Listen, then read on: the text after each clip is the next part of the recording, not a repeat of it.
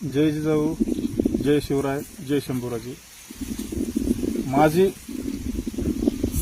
जेवढे संघटना 16 संघटना जे मनोज जरांगेंनी त्यांचं नाव बदनाम केले, आज जसं माझं नाव बदनाम केलं, माझ्यावर विनाकारण जे आरोप केले, माझ्यावर त्यांनी काय त्यांच्या सुपारीचा आरोप केला, तिथं कुठं काय सिद्ध नाही झाला. पण जसं माझं नाव बदनाम केलंय तसंच तुमचं नाव सुद्धा बदनाम करण्याचा ह्याने प्रयत्न केला मनोज जरांगेंनी. तुम्ही डायरेक्ट तुम्हाला 2-2 कोटी रुपये 16 संघटनेला पंचमंत्र्यांनी दिलेत. तुम्ही ते मनोज जरांगेंना जॉब विचारा. विनाकारण तुमचं नाव बदनाम व्हावं लागलंय. जसं माझं नाव बदनाम झालंय तसं तुमचं बी होणार आहे. त्याच्यामुळे तुम्हाला माझी कळीची विनंती बाबा हो, साऱ्या संघटनेला तुम्ही तिथं आंतरवलीमध्ये जाऊन मनोज जरांगेंना जॉब विचारा.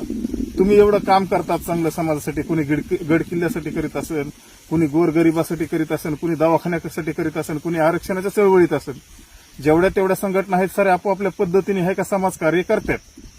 पण जर तुमच्यावर जर असा डाग लागला, जसा माझ्यावर लावला, असा जर तुमच्यावर डाग लागला तर इथून पुढे समाजाचं काम कोण करील? मनोज जरांगेंना फक्त करायचंय का, स्वतःला बादशाह व्हायचंय मराठा समाजाचं. जसं औरंगजेबाने मोगलाचं सत्ता काबीज केली, स्वतःच्या भावाला मारून, बापाला मारून, आईला मारून, तसं ह्यांना आहे का कुणीच समाजात काम मोठं होऊन द्यायचं नाही संघटनेला. आणि स्वतः सर आहे का सारा समाजाचं म्हणजे नेतृत्व करायचंय. पण हे नेतृत्व कुठेतरी येणाऱ्या पिढीला आणि इथून पुढच्या काळात कुठेतरी हे धोक्याचं असू शकतं.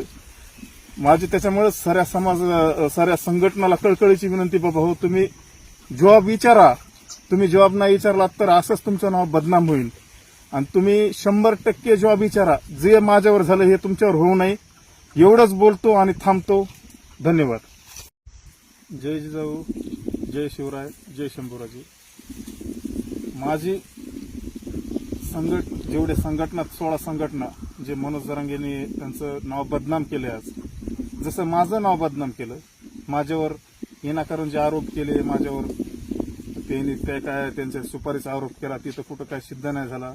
पण जसं माझं नाव बदनाम केलंय तसंच तुमचं नाव सुद्धा बदनाम करण्याचा ह्याने प्रयत्न केला मनोज जरांगेंनी. तुम्ही डायरेक्ट तुम्हाला 2-2 कोटी रुपये 16 संघटनेला पंचमंत्र्यांनी दिलेत. तुम्ही ते मनोज जरांगेंना जॉब विचारा. विनाकारण तुमचं नाव बदनाम व्हावं लागलंय. जसं माझं नाव बदनाम झालंय तसं तुमचं बी होणार आहे. त्याच्यामुळे तुम्हाला माझी कळीची विनंती बाबा हो, साऱ्या संघटनेला तुम्ही तिथं आंतरवलीमध्ये जाऊन मनोज जरांगेंना जॉब विचारा. तुम्ही एवढं काम करतात चांगलं समाजासाठी, कुणी गड किल्ल्यासाठी करीत असेल, कुणी गोरगरिबासाठी करीत असेल, कुणी दवाखान्यासाठी करीत असेल, कुणी आरक्षणाच्या चळवळीत असेल. जेवढ्या तेवढ्या संघटना आहेत सारे आपोआपल्या पद्धतीने हे का समाजकार्य करतात.